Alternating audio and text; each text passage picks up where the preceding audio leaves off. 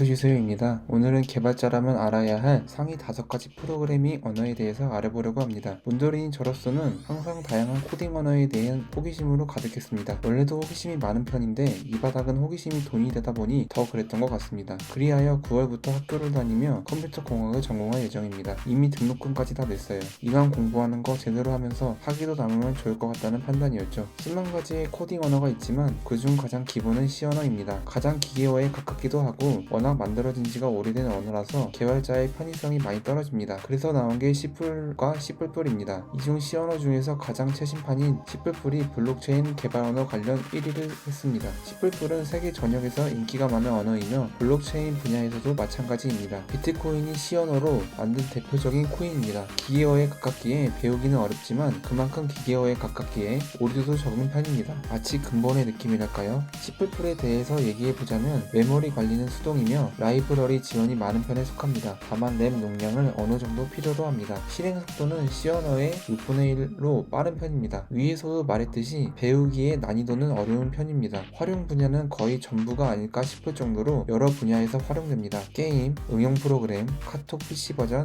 포토샵, 일러스트레이트, 마야, 엑셀, PPT, 윈도우 프로그램, 딥러닝, 영상 처리 등입니다. C++를 자동차에 비유하자면 성능은 좋지만 편의성이 거의 없고 수동 기어를 가지고 있는 차로 생각하시면 되겠습니다. 대신 튼튼합니다. C++ 다음으로 블록체인과 연관성이 높은 언어는 이더리움 개발 언어인 솔리디티입니다. 솔리디티는 EVM 이더리움 가상 머신에서 실행되는 언어로서 스마트 계약을 작성하기 위해 만들어진 블록체인 프로그래밍 언어 중 하나입니다. 이와 비슷한 언어로는 솔라나의 러스트라는 언어가 있습니다. 이더리움 블록체인 상에서 명령을 내리기 위해서는 EVM, 즉 이더리움 가상 머신에게 명령을 내려야만 합니다. 근데 EVM은 기계어만 알아먹기 때문에 사람의 언어를 EVM이 알아먹는 이더리움 기계어로 바꿔주는 게 솔리디티라고 생각하시면 됩니다. 아주 핫한 프로그래밍 언어로 개발자 수는 20만 명 이상으로 추정됩니다. 다만 솔리디티도 기계어에 가깝기 때문에 배우기에 어렵고 기존 프로그래밍 언어랑 다르다고 합니다. 사담인데 이더리움 언어보다 어려운 언어가 에이다 코인의 개발 언어인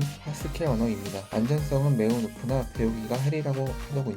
3위를 차지한 언어로는 파이썬이 있습니다. 워낙에 유명한 프로그래밍 언어라서 문도리 분들도 한 번쯤은 들어보셨을 언어입니다. 오늘 소개할 상위 5개의 언어 중에서 그나마 배우기 가장 쉬운 언어로 긴 코드 없이도 프로토타입을 만들 수 있습니다. 파이썬을 사용하는 가장 중요한 이유 중 하나는 오픈소스 지원입니다. 즉 내가 코딩을 전부 할 필요 없이 파츠처럼 가져다 쓰면 된다는 소리입니다. 더 쉽게 말하면 복붙 한다고 생각하시면 될 듯 하네요. 개발자는 블록체인 개발 작업을 수행할 때 수천 개의 파츠 중에서 선택할 수 있습니다. 기계어보다는 사람의 언어에 가장 가까운 프로그래밍 언어로 사람의 감정 표현을 잘 표현하는 언어라고 합니다. 메모리 관리는 자동으로 되고 라이브러리 지원은 많기 때문에 램 용량을 많이 필요로 하고 대신 실행 속도는 느린 편에 속합니다. C 언어 속도의 100분의 1 정도로 생각하시면 됩니다. 아까 말씀드렸다시피 이미 작성된 코딩 언어를 가져다 쓰면 되기 때문에 개발 속도는 빠른 편에 속하며 배우기의 난이도는 낮은 편입니다. 자동차에 비유하자면 편의성은 꽉꽉 차있는 오토기어의